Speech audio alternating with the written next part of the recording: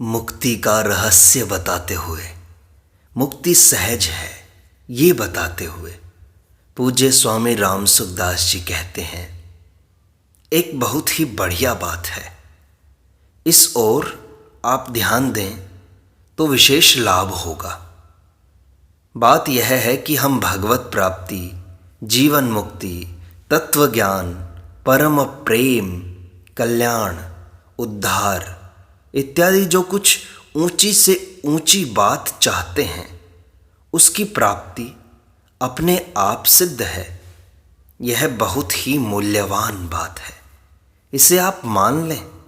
इसे समझाने में मैं अपने को असमर्थ समझता हूँ। लोगों की धारणा है कि मानने से क्या होता है, केवल मान लेने से क्या लाभ होगा। इसलिए मेरी बात को सुनकर टाल देते हैं। अब आप ध्यान दें, गीता में भगवान ने कहा है, प्रकृतिम पुरुषम चैव विद्यानादि उभावपि,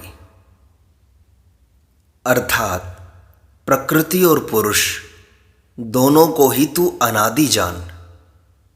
और कहा है, क्षेत्रज्ञम चापिमाम विद्धि सर्व क्षेत्रेषु भारत, अर्थात हे अर्जुन, तू सब क्षेत्रों में क्षेत्रज्ञ अर्थात जीवात्मा भी मुझे ही जान।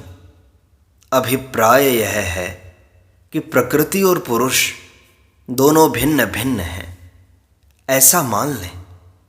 आप पुरुष हैं और प्रकृति आपसे भिन्न है।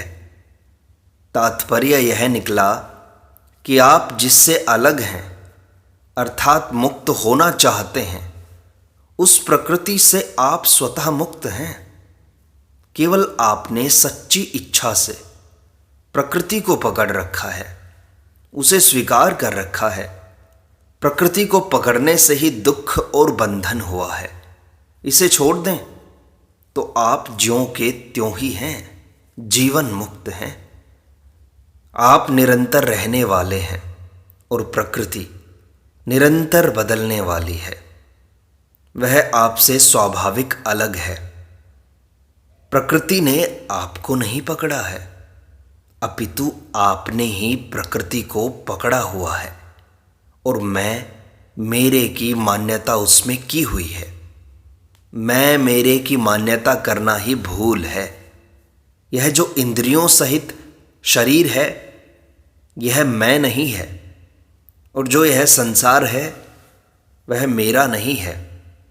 इस बात को मान लेना और कुछ नहीं करना है, कारण कि वस्तुतः बात ऐसी ही है। आप निरंतर रहने वाले और संसार निरंतर जाने वाला है। इस ओर केवल दृष्टि करनी है और कुछ नहीं करना है। यह करना कराना सब प्रकृति संसार के राज्य में है। जिस क्षण आपका यह विचार दृढ़ हुआ कि हम संसार से अलग हैं, उसी क्षण मुक्ति है। संसार से संबंध मानने में खास बात है उससे सुख लेने की इच्छा। यह सुख लेने की इच्छा ही संपूर्ण दुखों, पापों, अनर्थों, दुराचारों, अन्यायों आदि की जड़ है। जब तक सांसारिक पदार्थों के संग्रह और सुख भोग की इच्छा रहेगी, तब तक चाहे कितनी ही बातें सुन लो, पढ़ लो, सीख लो, और चाहे त्रिलोकी का राज्य प्राप्त कर लो, फिर भी दुख मिटेगा नहीं। यह पक्की बात है। संग्रह और सुख भोग की वृत्ति चेष्टा करने से नहीं मिटेगी। यहाँ चेष्टा की बात ही नहीं है। आपने मेरे की मान्यता की हुई है। मानी हुई बात न मानने से ही मिटती है, चेष्टा से नहीं। विवाह होने पर स्त्री पुरुष को अपना पति मान लेती है, तो इसमें पति मानने में कौन सी चेष्टा करनी पड़ती है? बस केवल मानना ही तो है। किसी से संबंध जोड़ने में और संबंध तोड़ने में सब स्वतंत्र हैं। वास्तव में हमारा संबंध केवल परमात्मा से है। भूल से हमने प्रकृति से अपना संबंध जोड़ लिया है। अब उस माने हुए संबंध को तोड़ लेना है, बस यही काम है हमारा। परमात्मा से हमारा संबंध स्वाभाविक है, सच्चा है, और प्रकृति से हमारा संबंध अस्वाभाविक है, बनावटी है। अस्वाभाविक और बनावटी संबंध को तोड़ देना है। वह टूटेगा प्रकृति से अपना संबंध न मानने से। पहले अपने को बालक मानते थे, पर क्या अब अपने को बालक मानते हैं? तो जैसे बालकपन के साथ आपने मान्यता की थी, वैसी ही अब जवानी के साथ मान्यता कर ली है कि मैं जवान हूँ। ऐसे ही मैं रोगी हूँ, मैं निरोग हूँ, इत्यादि मान्यताएं कर ली हैं। वृद्धावस्था के साथ मान्यता कर ली और फिर मृत्यु के साथ मान्यता कर ली। विचार करें कि मान्यता करने के सिवाय आपने और कौन सी चेष्टा की। जैसे आपने पहले अपने को बालक माना, वैसे ही अब अपने को बालक न मानकर जवान मान लिया। तो केवल मान्यता ही मान्यता है, न कोई चेष्टा है, न कोई विचार। इतनी सुगम बात संसार में है ही नहीं। केवल संयोगजन्य सुख की इच्छा के कारण ही कठिनाई हो रही है। वह संयोगजन्य सुख भी ऐसा है कि जिससे परिणाम में दुख ही दुख मिलता है। सुख की लालसा से महान अनर्थ होगा ही। इसे टालने की ताकत ब्रह्मा जी में भी नहीं है। रुपए मिल जाएं तो सुखी हो जाऊंगा, पदार्थ मिल जाएं तो सुखी हो जाऊंगा, यहीं सारी बात अटकी हुई है। आज तक इन पदार्थों से किसी को पूर्ण सुख नहीं मिला, मिल सकता ही नहीं। बालकपन से ही सुख लेने के पीछे पड़े हैं। अब तक कितना सुख ले लिया, बताओ तो सही। धन भी इकट्ठा किया है, विषय भोग भी भोगे हैं, थोड़ी बहुत मान बढ़ाई भी मिली है। इस प्रकार संसार का थोड़ा नमूना आप हम सबने देखा है। क्या इनसे तृप्ति हुई? क्या इनसे पूर्ण सुख मिला? यदि नहीं मिला तो फिर इनके पीछे क्यों पड़े हो? क्या कोई वहम बाकी रह गया है? बाकी यही रहा है कि बढ़िया दुख मिलेगा, सिवाय दुख के और कुछ नहीं मिलेगा। यह कोई मामूली खेल तमाशे की बात नहीं है। संयोगजन्य सुख लेने से परिणाम में दुख होता ही है। सच्चा सुख, आनंद बाहर से नहीं आता, अपितु भीतर से निकलता है। सच्चे सुख का अंत नहीं आता। एक बार मिलने पर फिर कभी बिछुड़ता नहीं। पर जब तक बाहर का सुख लोगे, उसकी इच्छा करोगे, उसे महत्व दोगे, तब तक भीतर का सुख मिलेगा नहीं। संयोगजन्य सुख की इच्छा को दूर करने का उपाय है दूसरों को सुख कैसे मिले, ऐसी जोरदार इच्छा। भीतर में व्याकुलता उत्पन्न हो जाए कि दूसरों का दुख कैसे मिटे। मैं करने पर जोर नहीं देता हूँ, अपितु भाव बनाने पर जोर देता हूँ। भाव से चट काम होता है। भाव हो तो करना स्वतः हो जाएगा। संपूर्ण प्राणियों के सुख का भाव होने पर अपने सुख की लालसा आराम से मिट जाएगी, और अपने सुख की लालसा मिटने पर प्राप्त वस्तु मुक्ति का, प्रेम का अनुभव सरलता से हो जाएगा। देखो, संसार में संयोग और वियोग दो चीज़ें हैं। जैसे आप और हम मिले तो यह संयोग हुआ, तथा आप और हम अलग हुए तो यह वियोग हुआ। तो ये जो संयोग और वियोग हैं, इन दोनों में वियोग प्रबल है।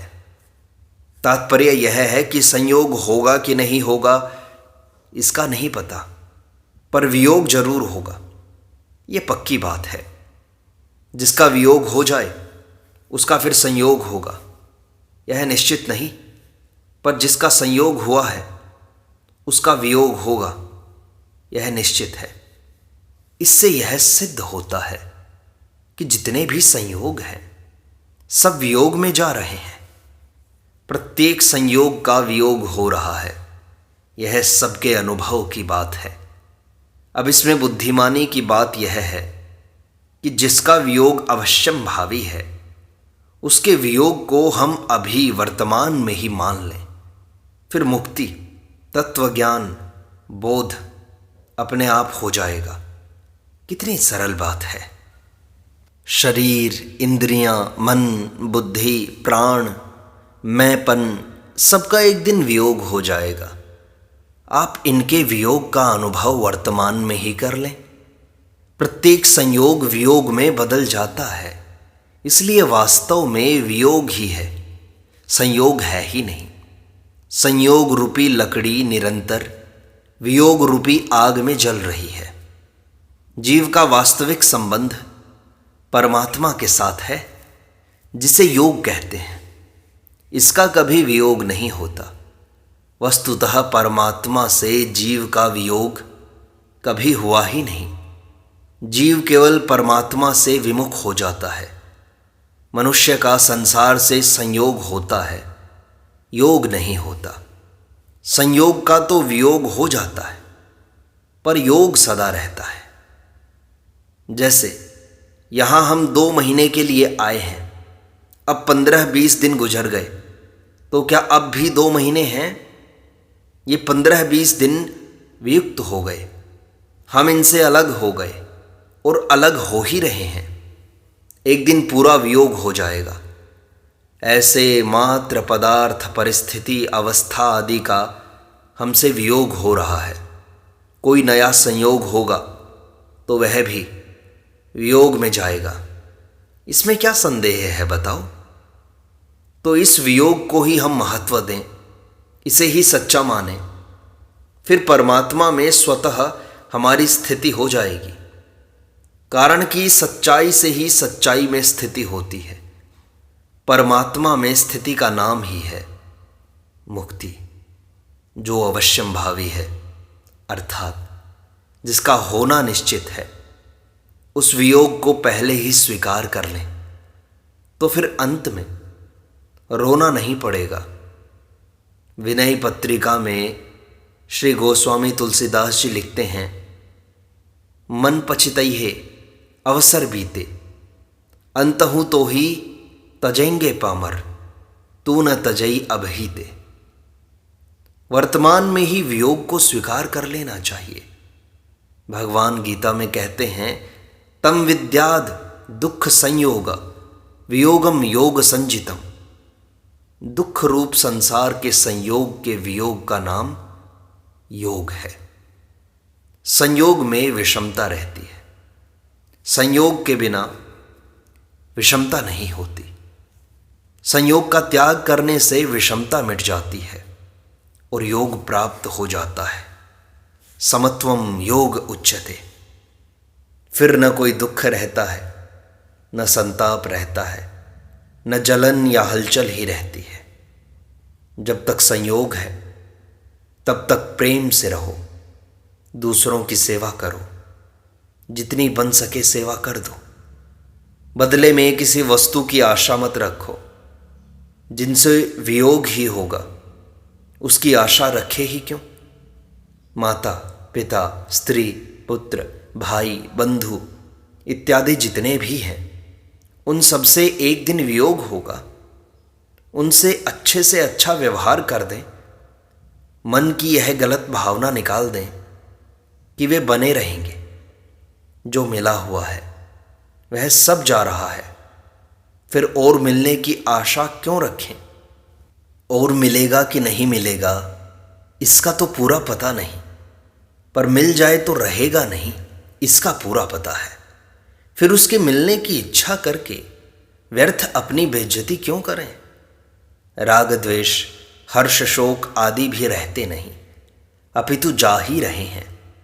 ये सब विनाशी हैं और जीव अविनाशी है।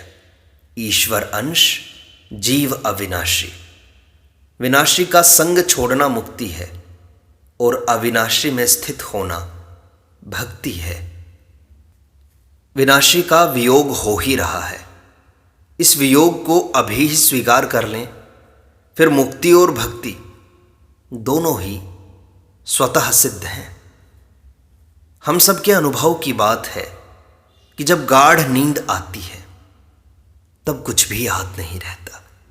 रुपए, पदार्थ, कुटुंब, जमीन, मकान आदि कुछ भी याद नहीं रहता। ऐसी स्थिति में हमें कोई दुख होता है क्या? गाढ़ी नींद में किसी भी प्राणी पदार्थ का संबंध न रहने पर भी हमें दुख नहीं होता, अपितु सुख ही होता है। इससे सिद्ध हुआ कि संसार के संबंध से सुख नहीं होता।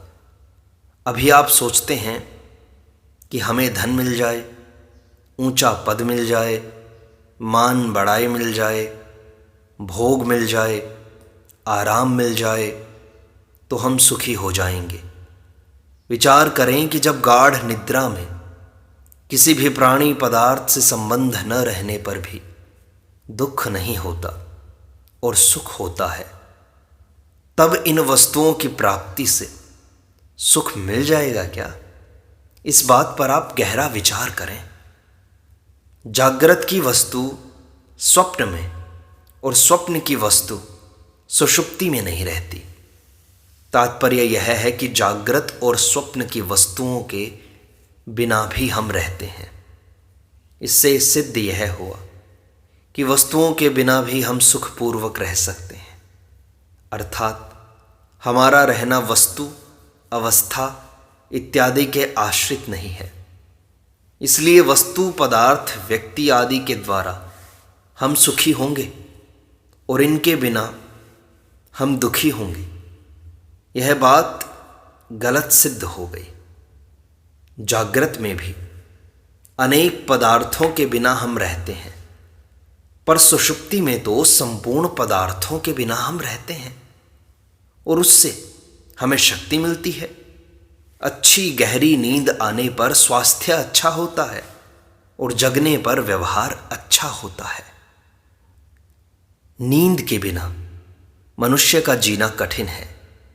नींद लिए बिना उसे चैन नहीं पड़ता।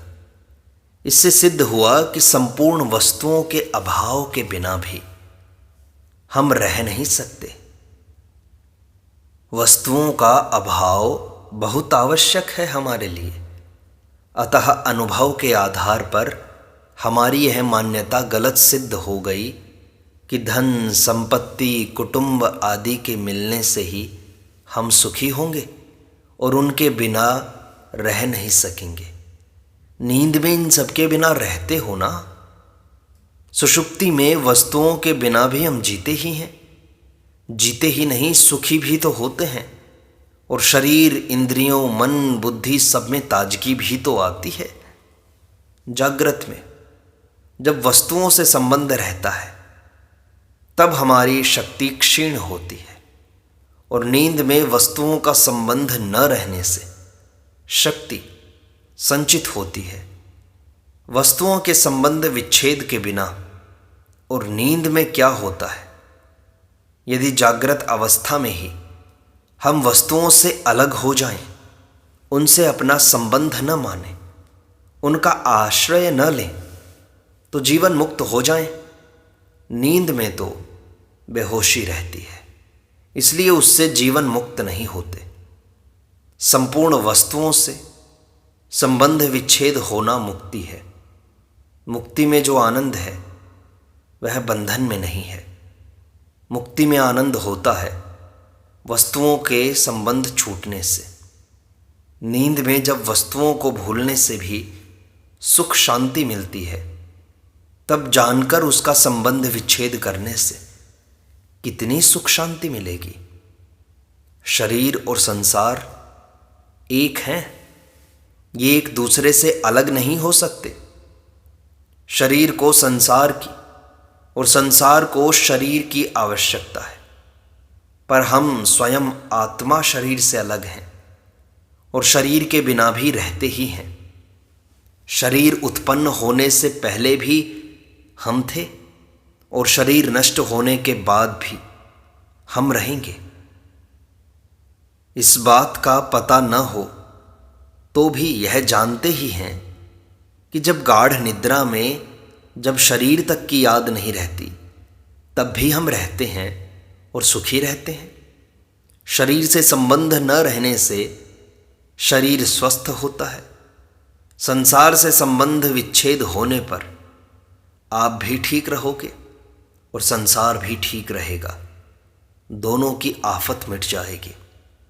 शरीर आदि पदार्थों की गरज और गुलामी मन से मिटा दें तो महान आनंद रहेगा। इसी का नाम जीवन मुक्ति है। शरीर, कुटुंब, धन आदि को रखो पर इनकी गुलामी मत रखो। जड़ वस्तुओं की गुलामी करने वाला जड़ से भी नीचे हो जाता है। फिर हम तो चेतन हैं। जागृत, स्वप्न और सुषुप्ति तीनों अवस्थाओं से हम अलग हैं। ये अवस्थाएं बदलती रहती हैं पर हम नहीं बदलते। हम इन अवस्थाओं को जानने वाले हैं और अवस्थाएं जानने में आने वाली हैं, अतः इनसे अलग हैं। जैसे छप्पर को हम जानते हैं कि यह छप्पर है तो हम छप्पर से अलग हैं, यह सिद्ध होता है।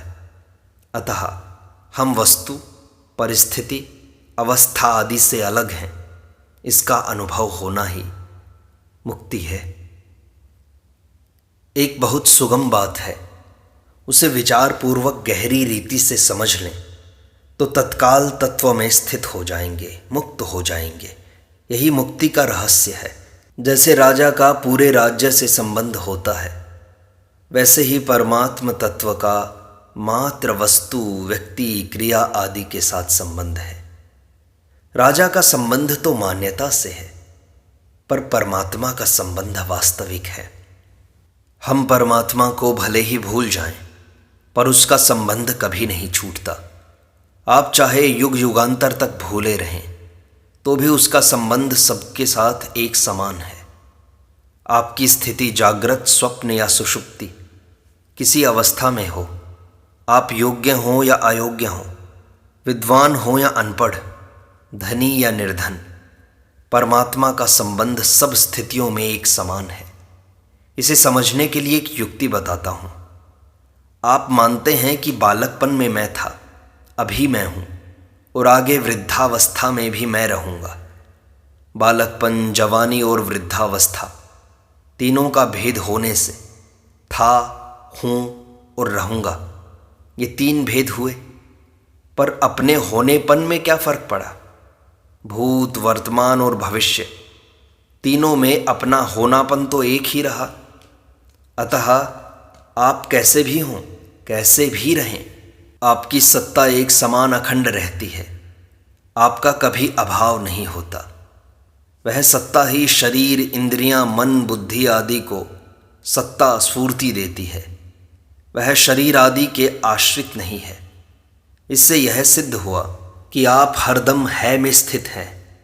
जड़ वस्तु, क्रिया आदि का संबंध न रखकर है से संबंध रखना है। यही जागृत में सुषुप्ति है, यही मुक्ति का सोपान है। वह सत्ता मन, बुद्धि, इंद्रियों, शरीर की क्रियाओं में अनुस्यूत है, पिरोई हुई है। वही मन, बुद्धि आदि का प्रकाशक आधार है। उस सर्व प्रकाशक सर्वाधार में हमें स्थित रहना है। वह सत्ता सदा ज्यों की त्यों रहती है। जागृत, स्वप्न, सुषुप्ति, स्थिरता, चंचलता, योग्यता, अयोग्यता, बालकपन, जवानी, बुढ़ापा, विपत्ति, संपत्ति, विद्वत्ता, मूर्खता आदि सभी में उस सत्ता का प्रकाश है। वस्तुतः उसमें आपकी स्थिति स्वतः सिद्ध है। केवल उसकी ओर लक्ष्य करो, दृष्टि करो। शरीर, इंद्रियां, मन, बुद्धि आदि के साथ संबंध ही मोह है। इस मोह का नाश होने पर स्मृति जागृत हो जाती है। स्मृति का अर्थ है जो बात पहले से ही थी उसकी याद आ गई। कोई नया ज्ञान होना स्मृति नहीं है। अब चाहे कुछ हो जाए, कोई व्यथा आ जाए, अपनी सत्ता में क्या फर्क पड़ता है। केवल अपनी सत्ता की ओर दृष्टि करनी है, फिर इसी क्षण जीवन मुक्ति है। मुक्ति हो जाएगी इसी क्षण, कोई संशय है ही नहीं इसमें कोई अभ्यास नहीं करना है। इसलिए अपनी मान्यता दृढ़ बनाओ, विश्वास रखो, श्रद्धा रखो। इस प्रकार सत्संग का यह भाग यहीं संपूर्णता को प्राप्त होता है। शेष अगले अंक में।